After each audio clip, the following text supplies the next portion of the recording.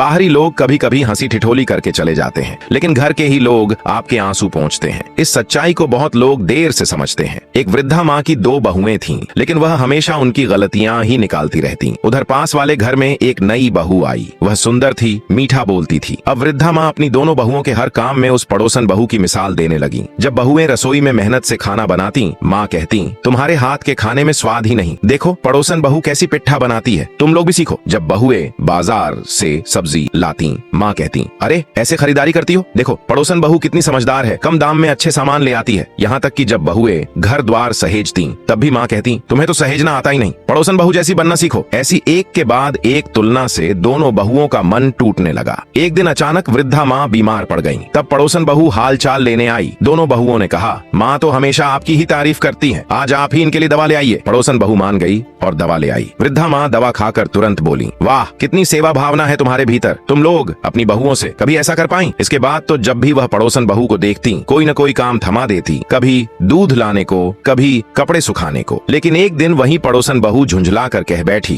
क्या मैं इस घर की नौकरानी हूँ? मेरा भी अपना घर है, बच्चे हैं, कितने काम रहते हैं, हर दिन ऐसे तो मैं नहीं कर सकती। इतना कहकर वह गुस्से में चली गई। ठीक उसी समय वृद्धा माँ की एक पुरानी सहेली मिलने आई। सब सुनकर उसने वृद्धा की ओर देख कर कहा, सुनो बहन, इन दिनों तुम्हारी अपनी ही बहुएं तुम्हारी देखभाल कर रही हैं, तुम्हें दवा दे रही हैं, खाना खिला रही हैं, लेकिन उन्होंने एक बार भी शिकायत नहीं की। और जिस पड़ोसन बहू के पीछे तुम पागल थीं, वह तो एक दिन भी साथ न निभा सकी। याद रखना, मेहमान आते जाते हैं, लेकिन असली सुख दुख में सिर्फ अपने ही लोग साथ खड़े रहते हैं।